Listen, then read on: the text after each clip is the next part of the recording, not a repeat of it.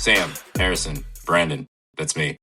How's everybody doing? We are back for episode 194, getting closer and closer to 200. 6 away for those that can't count. 6. Gentlemen, how was your holiday? It's been a while.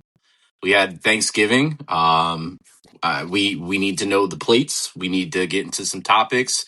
We'll get into more of it because Harrison has some things pertaining to Thanksgiving. But how was your time with the family, gentlemen? It was great. It's my favorite holiday. I love Thanksgiving. Everything about Thanksgiving is being around family and eating. That's totally my vibe. So big Thanksgiving guy. It's, I think, my favorite holiday by far. I think that's fair to say. So I loved it, and can't wait till next year. 360 some odd days away. It's fair. Yeah. Yeah, it was great to. It's right up there. Probably my favorite It's holiday. right up there. Yeah. Well, it's either that or yeah. like Christmas. I don't know. My kid, like having kids, like Christmas is cool. It's great. That's fine.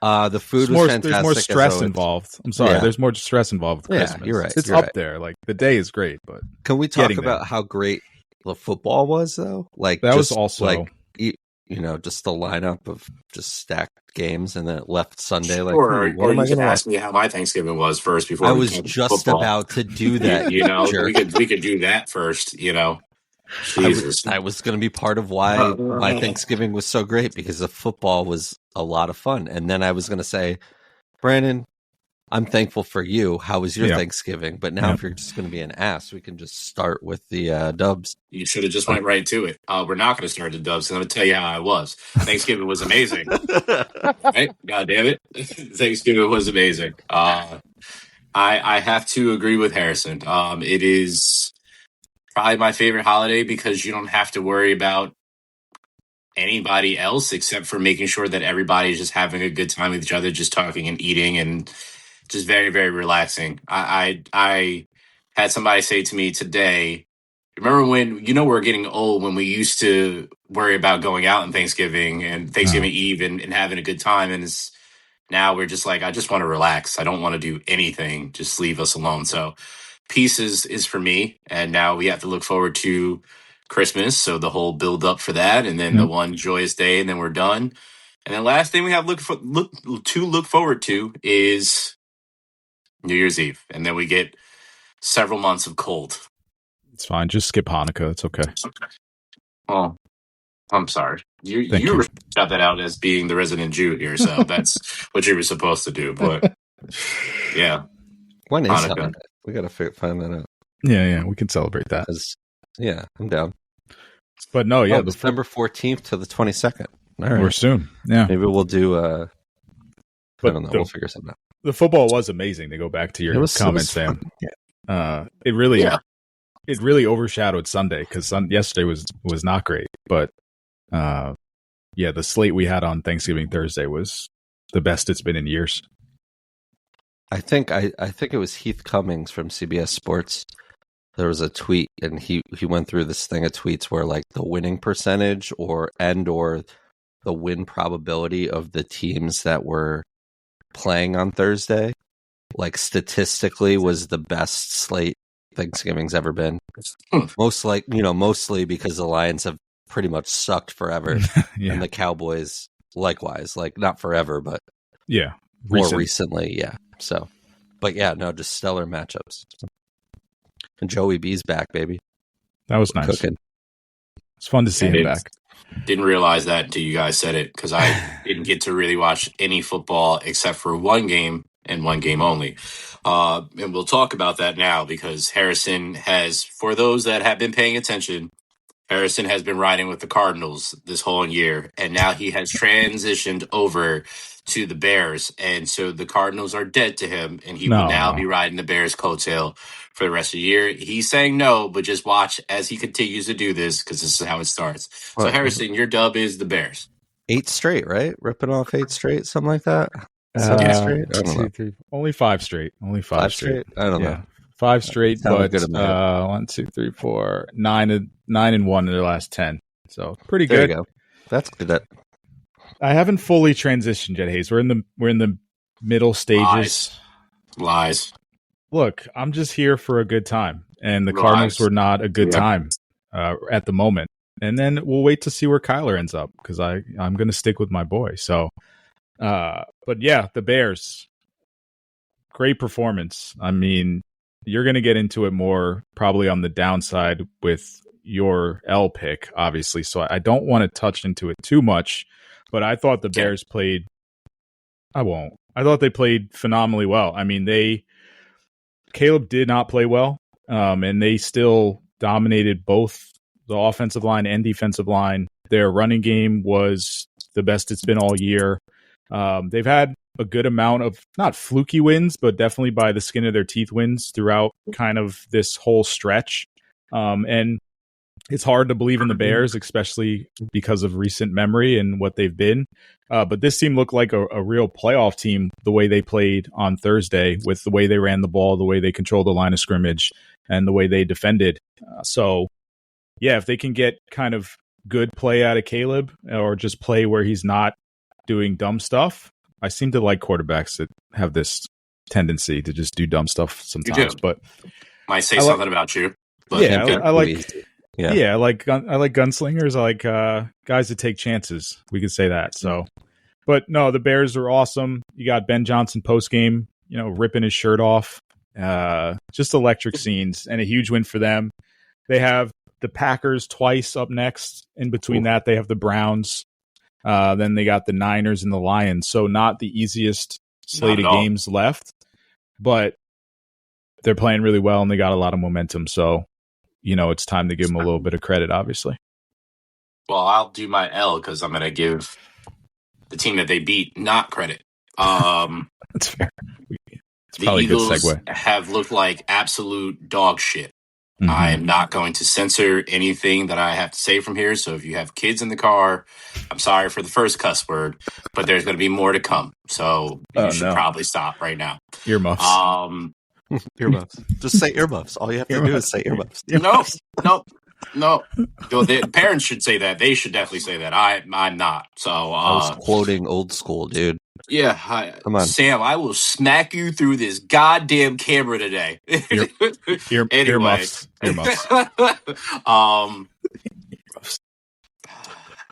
Where do I start? Oh yeah, the defensive line that has been pretty much dog water the whole year, and then they covered it up a little bit by getting Jalen Phillips, and he had a couple great outings, and then they went right back to we can't stop the run for some reason, and the Bears decided to have their best running game of the year with one of the shortest running backs in the whole entire league, but I can't say anything about DeAndre Swift because that's my dude. Caleb did not carve them up, but they still allowed, as the Eagles have done pretty much all year, allowed the big first down plays. And there was a lot of penalties that seems to continue to plague the Eagles. So that's not great. And then we can get to Jalen Hurts, who that's been one of his worst games that I've ever seen.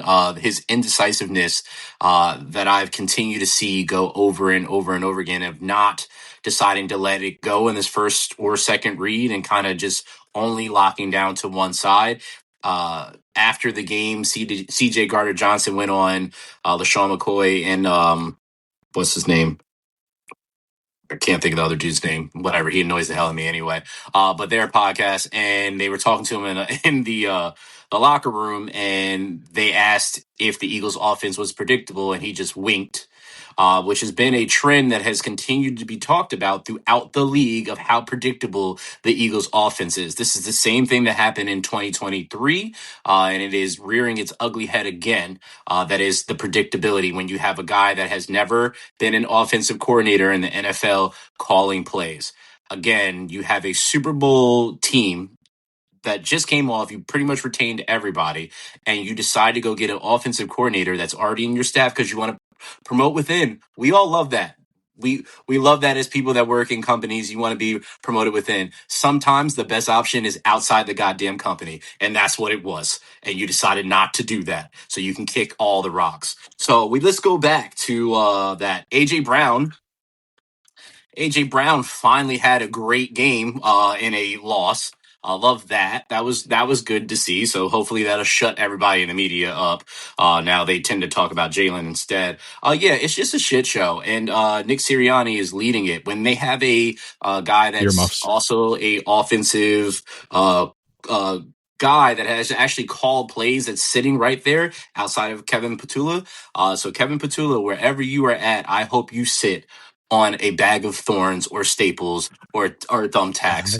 You deserve all of that, sir. So with that being said, you better figure the shit out before you play the Chargers, which you should be lucky and hope Earmuffs. that Justin Herbert doesn't play with his broken hand, wrist, whatever the hell it is. But even if he does play, he probably still will beat you because you guys suck at the moment and need to pick it up. And I say all that even though they're 8-4 right now. So I know some people are going to be like, well, we wish we had that. You're right. But I expect bigger things. And I this is my TED Talk, and I thank you guys for coming. Appreciate it. No love for Rutgers' very own Kyle Monangai. Ran all over birds. Okay. Nope. Okay, last thing. Here is it Jalen who's had like a new offensive coordinator every year for like a billion years? Yes. So you have to imagine, and I don't know enough about this team, even though they are my favorite football team. No, I'm not giving you a hard time. I don't know what to do. I love how you always defend yourself, and I don't even say anything. Because you it's the greatest thing in the world. I'm not saying anything. Anyway, body language is huge. So you have to imagine what was he, the quarterback coach last year? He's running Kellen Moore's playbook. He was an offensive game plan coordinator. Okay, that's so it. He's running Kellen Moore's playbook. Correct. So that would be a benefit of keeping something in house. Because then it would be. He's never called offensive plays on any level. You shouldn't do that for a defending Super Bowl champion. No, sure, right. No, level. But didn't you hire this guy, this head coach, because he could call really good plays? Who, Nick Sirianni? Yeah. Fuck out of here. No. Earmuffs. No, seriously. They decided. No, they didn't call him because he was an offensive mind. They just got him because they liked they had reports about him. They loved what he did and whatnot. He can't call plays either. That's one of the biggest gripes against him is that he doesn't call defense. He doesn't call offense. So what does he do? He's just I thought he was an offensive coach for the Colts. He was, but he didn't really do great. He's a leader of men. Oh, yes, he's one of those. Yes, he's one of those. Exactly. See, now you're following me. There you go. There you go. There you go. So that's what he is. He gets the morale going, and that's it. But can't call a goddamn play if his life depended on it. So, yeah. Brian Dable. I've heard of him. Go get him. I mean, he's coached Jalen in Alabama. Doug Peterson, the guy that gave Jalen a chance. Go get him. Stop playing this game. Follow what the Raiders are doing. We're getting rid of Chip Kelly, who should never have been back in the league in the first place because he sucks. But go get somebody and replace the guy. It's okay to get somebody that's what do they call it? An offensive advisor. Go do that and let him run your offense. Doug Peterson is not coming back to be the offensive coordinator of the. Well, he's not going to be a head coach again, Eagles. So he should probably just take that. Yeah, take but there's that win where he can. Statue of him outside the link. He's not coming back to be the offensive coordinator to play to coach for the guy who won a title after him. Like he's not doing that. This isn't Vance Joseph and the Broncos, who's the defensive coordinator for the Broncos, but was fired as the head coach of the Broncos. It's perplexing to me, but hey, man, I think a lot of better do than I am. Yeah, sure, it's the OC. It's probably a lot of things. It's just a lot of it to me is Jalen Hurts just does not have that same confidence that he had last year and leading up. He just looks, there's a golf term, like you have the yips. Like he just looks like he has the yips right now, and he's pressing. And like you said, like you see the overview or the overcam view, and it's like, yeah, he's missing the first read. He's missing the second read. He's missing the third read. And it's just like something is amiss. And I don't know if it's, a lot of the AJ Brown chatter from early in the year. What is he whispering? I know what it is. Okay. Well, that's what it looks like to me. And it's, And Saquon doesn't look great. He's clearly not healthy. It's a lot of things, and it's easy to pin it on one guy, but they don't look good. Saquon is healthy. The problem is the offensive line is not healthy. That's fair. Lane Johnson is out. Mekhi Becton was there last year. You replaced him with what's his name? Doofington out there, and he does absolutely nothing. You have Juergens hurt in and out. You have Dickinson hurt in and out. The only stable person on that line this whole entire year has been Jordan Mailata. So that's number one. So you're not getting that. Number two, where is the RPO? That is what everybody was afraid of because you had to worry about Saquon. You had to worry about Jalen tucking the ball and running. And then you had to worry about the two receivers and the tight end. You're not doing the RPO. And when they actually started to do it in that game, it worked. And guess what? They said, you know what? This shit is working. Let's run the ball. Let's run the ball. And let's run the ball. And Saquon kept getting hit in the backfield. So the thing that was actually working for you is not working. But you should be doing an RPO because it then elevates all the assets that you have, because now that defense has to worry about if you're going to take it, if you're going to pass it in the flat, if Saquon's going to take it, what are you going to do? But now they don't do that because you have a first-time offensive coordinator that is dog shit in the summer. So where's Dallas Goedert been? He's there. He was injured at the beginning of the season, but he's there. Okay. All right. It looks bad. It looks terrible. It feels terrible. And I'm very glad that I called the last two games. So this is coming out as me being very upset, and it's a little frustration coming out, but I called the last two losses. I believe they're going to win this next game. But the last two losses I called because Dallas, they always split with Dallas.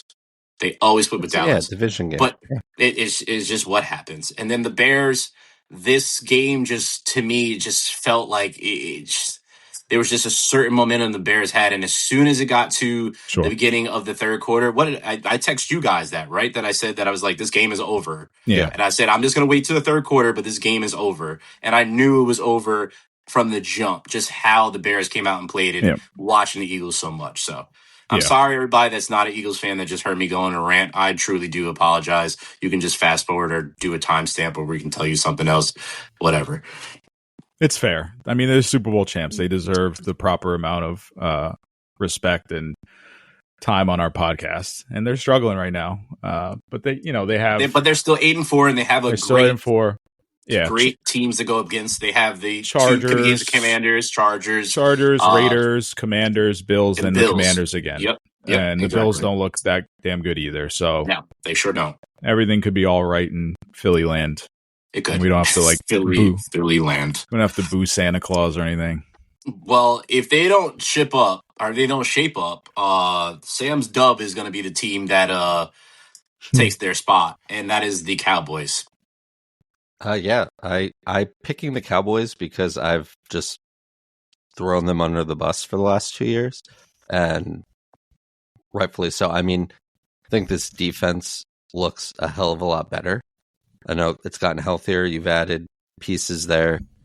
That looks like it's paid off. They've beaten both teams that were in the Super Bowl last year within like 6 days or something like that, which is something. But it's kind of like, what weird timeline are we in that all of these Jerry Jones moves have like actually paid worked off in the interim at least? They're on a 3-game winning streak. But yeah, just an impressive win. There's a lot of players that I could pick as a dub this week. I just thought that was a big win because I didn't think they were going to win, and here they are. So, yeah, awesome. Yeah, I mean, we knew their offense was going to be good, and they have been the whole year. And it's really like the Quinnen Williams addition has done a lot for that line. And then outwardly as well. I mean, you obviously get a little bit more pressure or control the run game a little more. Your corners that aren't great start to look a little bit better. It's just funny. Yeah, the roster, he's hit home runs with the roster additions. I mean, George Pickens looks like a top 5 wide receiver right now. Yep. CeeDee Lamb's Williams back from the dead. CeeDee Lamb's been that. Like, I mean, Yeah, everything's clicking from them right now, and it's momentum. It's a momentum thing, and they're playing with a lot of confidence, and they're playing for obviously something bigger than the team themselves. Obviously, going through a tragedy a few weeks ago, so Yep.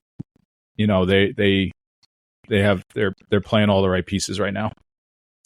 I have nothing nice to say because I've vowed to not say anything nice about the Cowboys That's for fair. a whole year because not because I normally give the Cowboys props, but I've had Cowboys fans decide to say something to me as if the Eagles didn't beat them the first game, and I said nothing to none of them, and they all came out of the woodworks, which rightfully so. You have the right when your team wins and all that stuff. But you can all kick rocks because you got to watch my team win 2 Super Bowls in your lifetime and didn't get to watch the Cowboys watch it. So how about that? And I will make sure that every single one of you that mentions something to me will get trolled for the rest of your life. You are welcome. Now, Sam, you have the Vikings or the Chiefs? I was You going didn't to go pick to your the you didn't go to your wait. dub, Hayes. I Oh, did. Well, my dub is the Seahawks. Yeah. Seahawks Okay. have been winning. Yeah, They're they're just good. doing their thing. Shout out to Sam Darnold for going against his old team, which is one of Sam's L's or not. And yeah.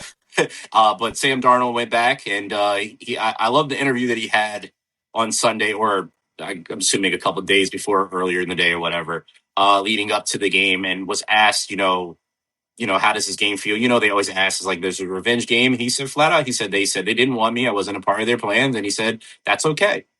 And he said that I'm not their guy. He said the Seahawks wanted me. I won the Seahawks, and that's it. And then they proceeded to go and stomped the Vikings' ass. And that was that. So shout out to Sam Darnold. I love a comeback story. And we are fans on this pod, and we have been for a while. So good for you, man. I think if Sam Darnold throws for like 350, he might say something different. But for him to throw for 120 yards and then JSN to only have 25 yards, and then for them to win by 26, that's a very weird game for JSN. Yeah. I think I mentioned a couple weeks ago. PST, by the way. Probably going to the Vikings, but I think I mentioned a few weeks ago, like Vikings fans were like clamoring for like the third string quarterback when Wentz was playing, that Brosmer, and like he was like, yeah, it looked bad. It didn't look good. This team had 4 picks. A Will Levis. He pulled a Will Levis. That was pretty bad. I just wonder how the Vikings feel with all those picks before halftime. Yeah. Say it again. Yeah. The guy in Buffalo who threw all those picks before like halftime. I don't remember his name. Well, this is the other side of the coin. This is we have to develop. We have this asset. We have this kid we really like. He's had a redshirt year. We had some luck with Sam Darnold. Also let Daniel Jones go, which dude's playing with a broken leg right now, but still like playing well, playing a lot better than any of us thought he would, even if, that team's kind of coming down to earth a little bit. But this is the other end of that coin, right? Like the develop the quarterback thing, and they've lost 6 of 7 or something like that. It's like, oh wow, not something. I'm really bad quoting this stuff today, as you know, but it's not good. It's not what you want. So shout out to Justin Jefferson for being loyal and then decided to sign a contract and stay there, and they can't get him a quarterback. That's gotta suck. It's gotta suck a lot. Don't like that for him, because we as fans are getting robbed of probably the most talented wide receiver in the NFL at this point. We're not getting to see what we know could happen, and you're seeing the frustration, and he's trying to hold it in. Like he's frustrated on the sideline. I watched him like go to throw his helmet down and then like do the motion and then kind of like place it down gently. And he was just like I don't want to do this, but he also knows he's a role model and stuff like that. He knows a bunch of kids are watching him, so kudos to him. I respect him. He could be doing what his former teammate and brother is doing and spitting in people's faces, but that's neither here nor there. The Chiefs, I mean, since you have that there, not looking too good. They're aging like spoiled milk, and I love it. Yeah, it's not what you want. Now, what are they, 500 in real trouble to miss the playoffs? I think it's been the case for a couple weeks now. If the playoffs started today, they would not include the Kansas City Chiefs. And I said it last podcast. In the grand scheme of things, that's okay, right? Like it happens. It's not for lack of trying, No. but they have a really tough schedule, of course, but that doesn't matter. You gotta play who's on your schedule and win. And, I thought they were going to win. I made the joke to you guys. My sister, a Cowboy fan, conveniently left after Dak got picked off in like the first quarter. And I'm like, okay, well, she got out early, but no.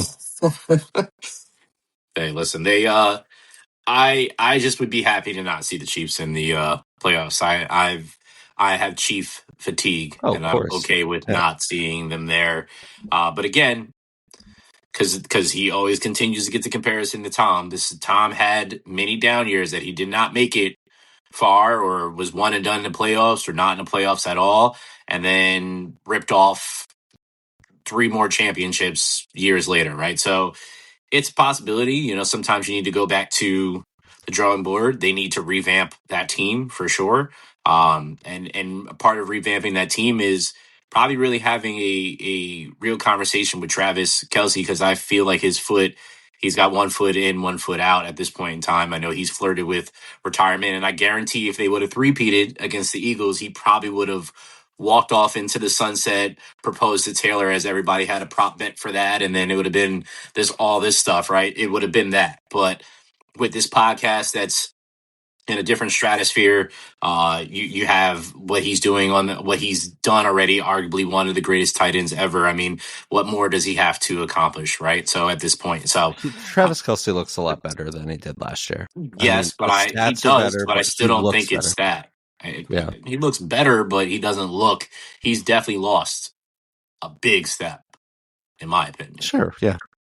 So I mean, he might have a couple of years left. I mean, it depends on what they do, and then after a season like this, like you don't get the three-peat, you potentially don't make the playoffs, or you get to the playoffs and you're potentially one and done, or whatever happens, right?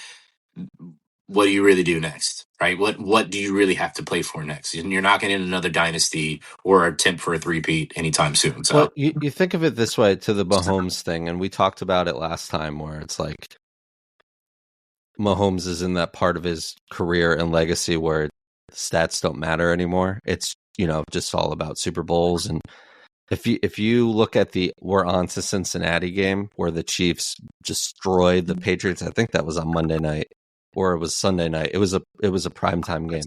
We're on to Cincinnati, right?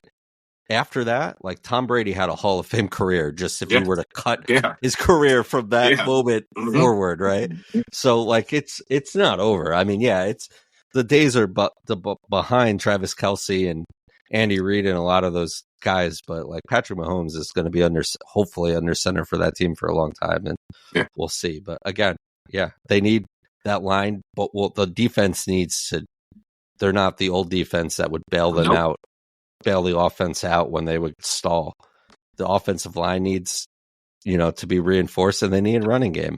They need a mini rebuild. Yeah.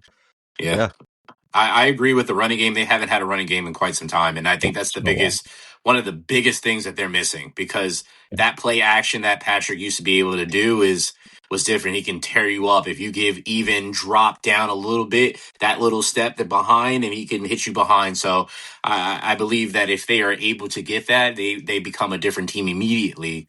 But they still have a lot of holes that they have to fill, and I think they need to do a mini revamp and see what they can get. So we'll see what happens. Yep. Let's see what happens with this team. The Ravens, the mystery starburst of the AFC. Harrison, you have them as an L. I have them as my L. I mean, they had won 5 in a row before losing to the Bengals.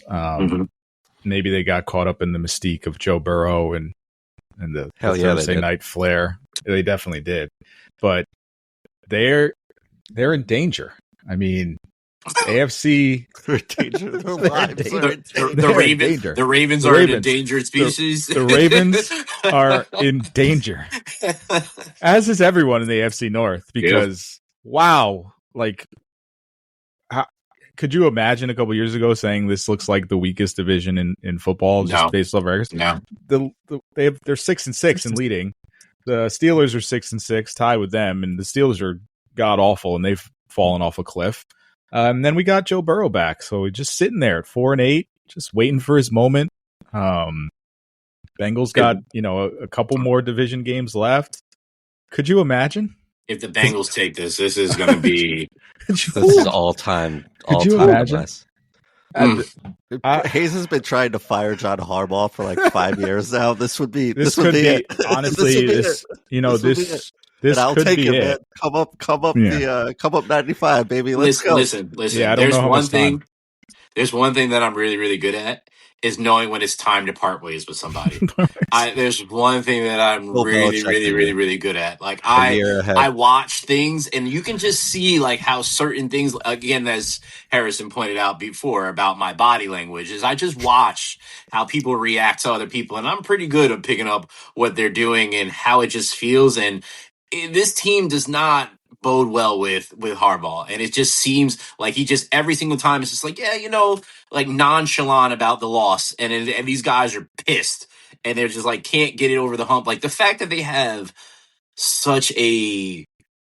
a Super Bowl caliber roster and cannot make it anywhere near it. Outside of the factors of Josh Allen, outside of the factors of Patrick Mahomes, you've had opportunities to get to the promised land. And you had a guy that has been an MVP and arguably could be an MVP every single year. You have a Hall of Fame running back there that is an absolute tank rolling down Main Street in any city of this country and can run over anything. And we don't utilize him in a key time when you're the number one rushing team. And you just say, you know what? Let's just put this guy on the sideline and just watch what happens.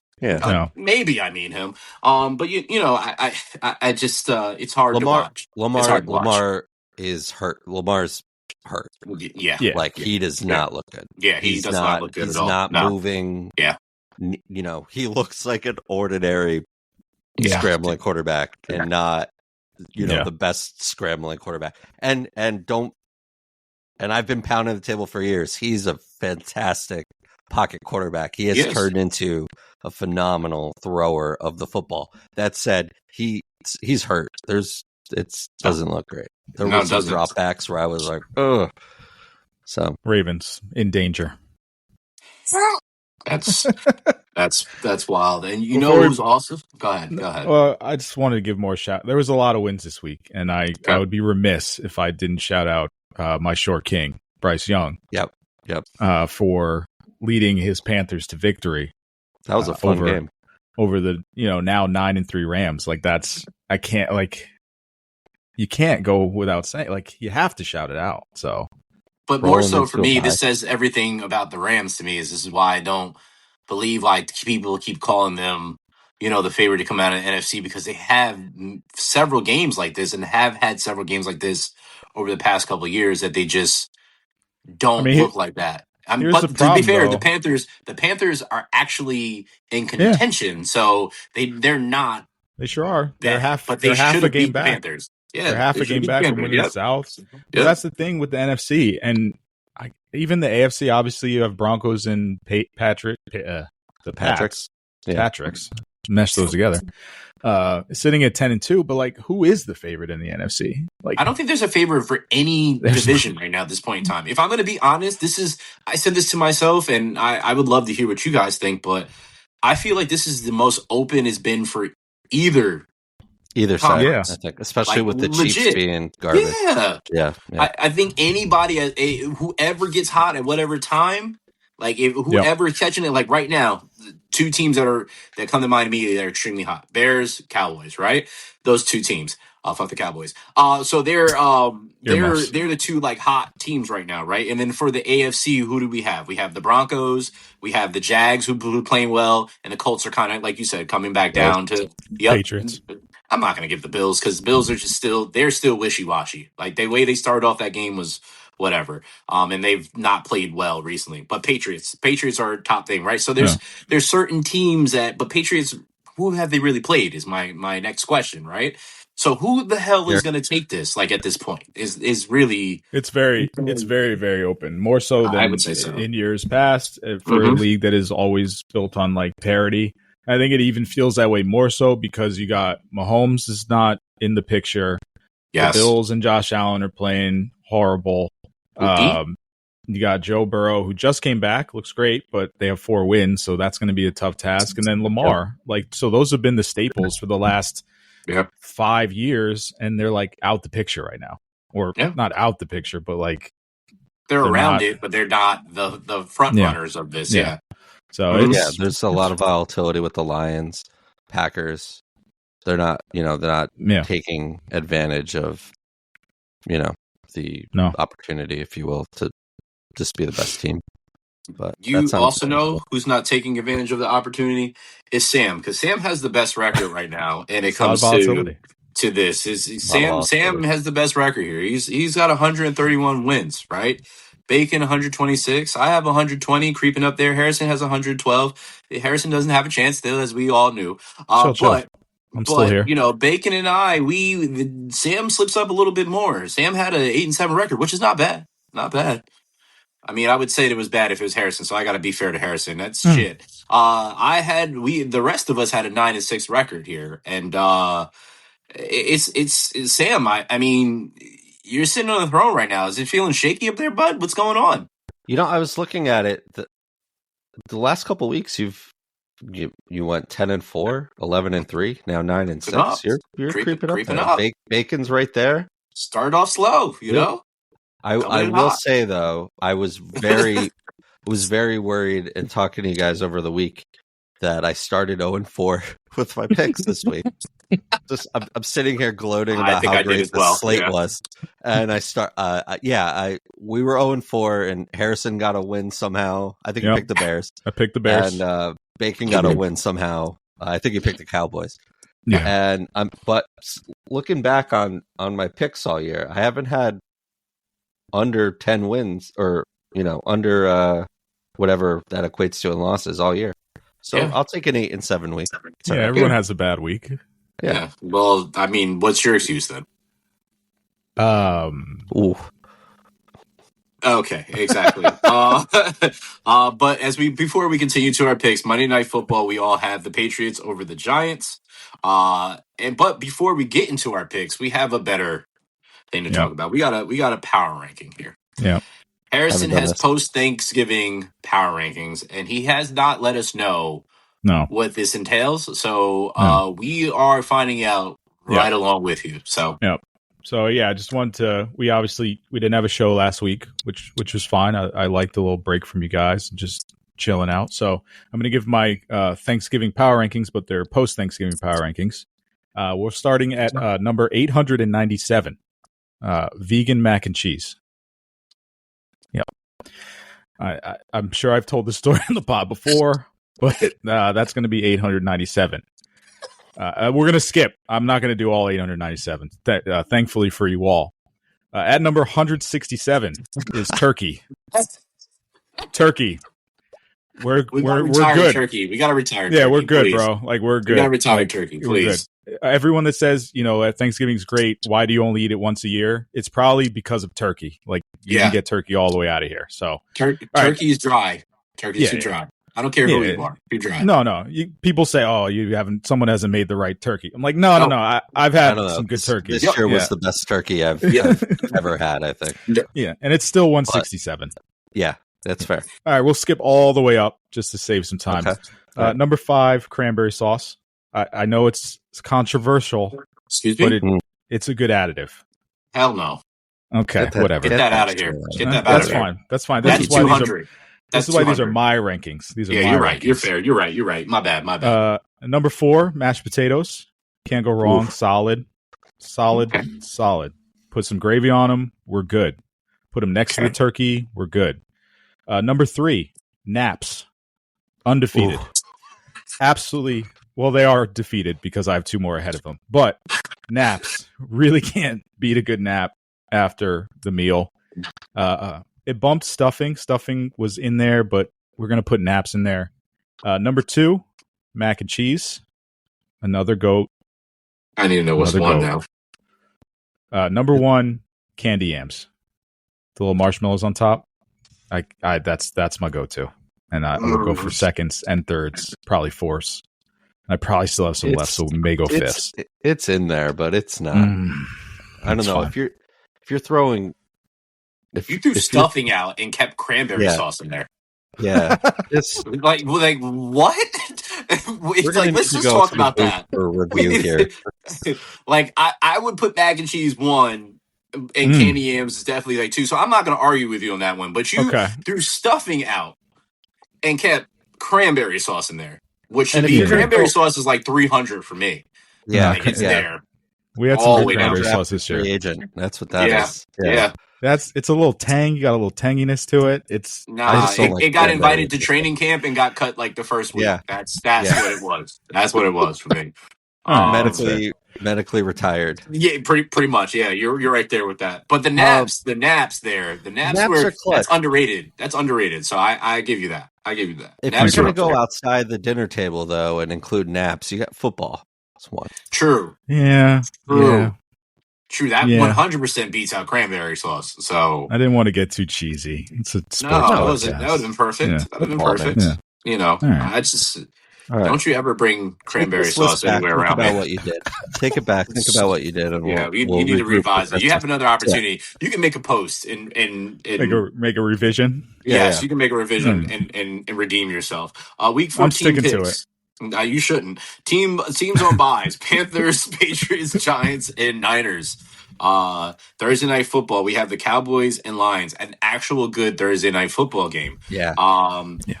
We are we are split. I'm assuming we don't know what Bacon's picks are, so we will wait to see what his are.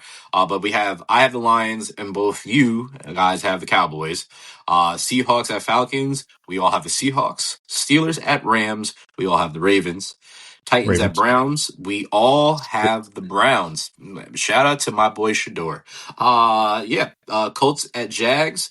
I have the Colts. You guys both have the Jags. I think that's going to be a really, really good game, and it's going to say everything we need to know about the Colts from this point forward. Commanders at Vikings. It's crazy that we have to choose the Commanders all for this, but that's that. Dolphins at Jets. I have both Sam and I have the Dolphins, and Harrison has the Jets. Saints I at do. Bucks. We all have the Bucks. Bengals at Bills. Both Sam and I have the Bills. Harrison has the Bengals. Broncos at Raiders. We all have Broncos. Let's ride. Bears at Pack. We packed up the Pack, and we have the Bears for that one. Rams at Cardinals. You see how Harrison transitioned. It's all the Rams here. Sunday night football. Texans at Chiefs. You both have the Chiefs, and I have the Texans. I didn't put that, but that's who I have. And then Eagles at Chargers. Both Sam and I have the Eagles, and Harrison has the Chargers. Is there anyone that stood out to you, gentlemen, that you want to call out? I don't, as much as I just said the Cowboys were winners, I'll hedge a little bit, especially being on the road. But I think the Thursday night game against the Lions, that's going to be a great game. I have no, if you ask me in an hour, I'll probably give you a reason why the Lions will win. Yeah. That said, I'm picking the Cowboys. And Eagles Chargers, especially going across country. I know it's Monday night, but I'm still picking the Eagles here. Justin Herbert didn't have a broken hand. I would probably still pick the Eagles, but it would be close. The Chargers looked really good. They've been up and down. Yeah. No, I meant yesterday. Yeah, Even with a broken hand, and when Trey Lance wasn't on the field. But that said, those are kind of the ones that immediately were like, ooh, I could see that going the other way. And the Texans have been pretty good here too. But Kansas City Sunday night at home, I'm just gonna continue to I have the same believe that team. Yeah, the same thoughts. I mean, the Eagles they're not going to lose forever. I just don't know when they're going to flip that switch. And they could absolutely do it against the Chargers. I don't think the Chargers they're good, but not great. So, I mean, the Eagles could definitely win that. The one I probably had the most trouble with is Bears at Packers. Both teams coming off wins. Yeah. Bears are on the road. That's not an easy task. So, and I'm sure it's going to be brick in Lambeau. So, yeah. And I just have concerns there, and the Packers could easily win that game too. They're playing good as well. And then Dolphins at Jets. I can pick the Dolphins in any cold weather ever. That's fair. I think that game's just a toss up. By the way, for No, those that don't know, Dolphins are better. no, they are better. Dolphins They are won better. 3 out of the last 4 games. Yeah. Yes. But those that don't know what brick means and don't live in the Northeast, that means cold. Just to kind of clarify that. And we're here now. We've reached that. We got some snow coming. There's snow on the way. Yeah, unfortunately. I think the Jags Cold game is going to be a very, very, very good game. I know I kind of mentioned it briefly. Yeah. I think that's going to be a really, really good game to see what comes out of it because the Jags are playing well. The Colts are, as Sam mentioned, is coming back down to earth at this kind of point. This is going to be a real test. We've said it before: is who have the Colts really played, and they started to play some decent teams, playoff contenders, and they kind of look pretty average. So I'm curious to see that. I'm really interested to see the Eagles. God. Sorry, I'm just marveling at the fact Daniel Jones is playing on a broken leg. That's crazy to me. Yeah. My honorable mention was going to be tough motherfuckers. Yeah. Because between Rodgers, Herbert, Daniel Jones, man. Sorry, earmuffs. Earmuffs. I'm really intrigued by the Eagles Chargers game, and I'm sure you're going to be like, yeah, of course you are. You're an Eagles fan. No, because it's the Monster Inc. broadcast, and I'm just waiting to see that. So that'll be very, very interesting to see who is what character for Monsters Inc. as they march up and down the field. That'll be very interesting. But that Texans Chiefs game, I believe that's going to be the determining factor for the Chiefs for the rest of the season. That game right there. Fair. That game right there. So very, very curious to see what that looks like. But I'm also very curious to see what it looks like is Lane Kiffin going to LSU. Yeah. He's leaving Ole Miss for a $91 million deal to join LSU. It's a good amount of money. I heard there's rumors that Ole Miss may potentially flirt with the idea of Eli Manning. He made sure he tweeted against that, which I think is very funny. They already named their coach. They did. Okay. Yeah, it's the DC's taken over. Yeah, the DC's. Yeah. Lane is getting paid. So Brendan, wherever you're at, your wish was granted. You don't have to worry about Lane Kiffin coming to the Giants. No. He'll be there in a couple of years. So what are your thoughts on Lane Kiffin going to LSU, guys? It was a great weekend for college football. I mean, obviously we had Thursday, Friday NFL, but Friday also was tons of rivalry games for college football. So Georgia Tech, Texas A&M, Michigan, Ohio State, obviously on Saturday. So, and even amongst all of that, the Lane Kiffin story was prevalent throughout all of it. They had a big win, obviously, against Mississippi State in the Egg Bowl. So that's a fun bowl. You get a big egg. Does Egbert come to the Egg Bowl? He should have. He should have made an appearance. To work on that. Yeah, we could probably send him south. He's busy this time of year though. But maybe you could get a proxy. Yeah, he's probably trying to make some more kids because every time I hear about Egbert, he's got a new kid. So we got to find out. But despite all of those games, Lane Kiffin was literally a story. They had ESPN Marty Smith basically poor Marty Smith just there all weekend, just camped out. Yeah, just there. What? Just camped out. I'm lukewarm on Lane Kiffin as a coach. I think he's done good things. I mean, obviously, I remember as a USC fan him getting left on the tarmac, fired by the AD, and saying, "You're not coming on this plane. Leave." So I remember that. I remember him leaving Tennessee. It's just he's had a long, interesting career. Never won a championship, so it's a lot of money to pay to a guy that has never done that.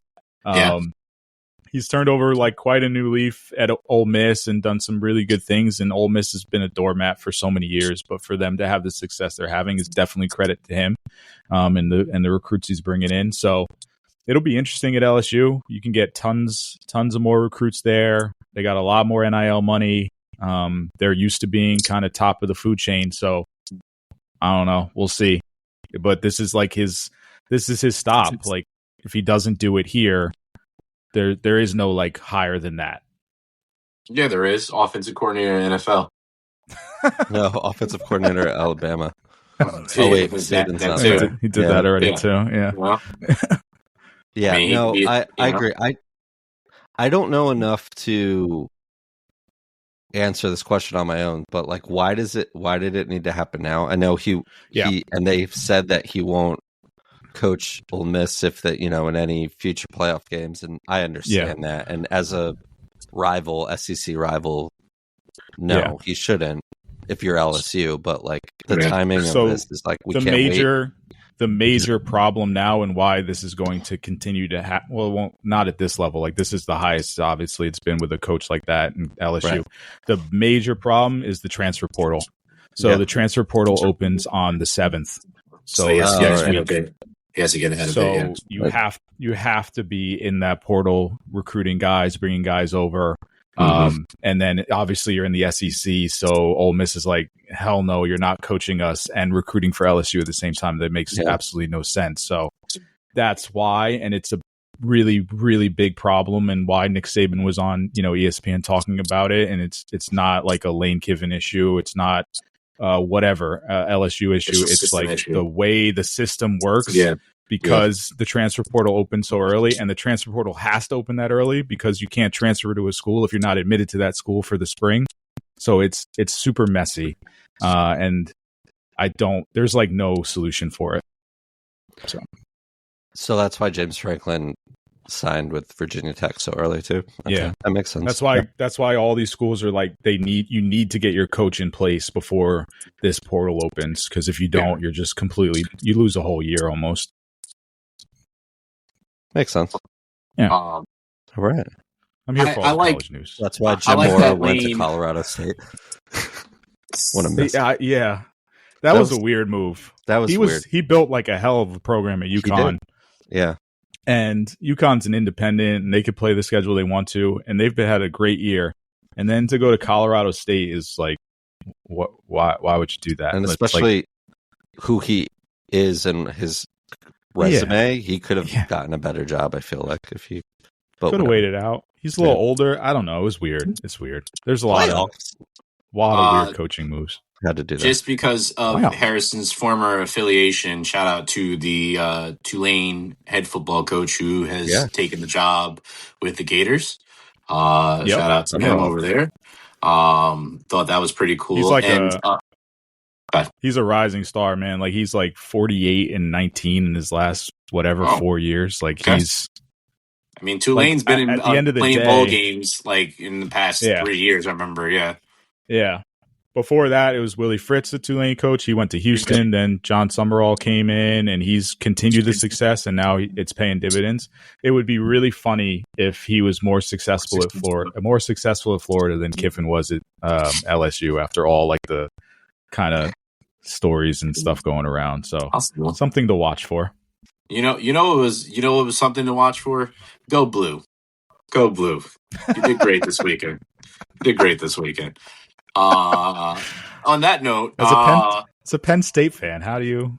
Oh, well, you just hate Ohio State. No, because there's again, people have been trolling, so I listen, I wait, and I take my opportunities when I can. So go Blue. Okay, fair. So yeah, Sam, you want to take us on out of here?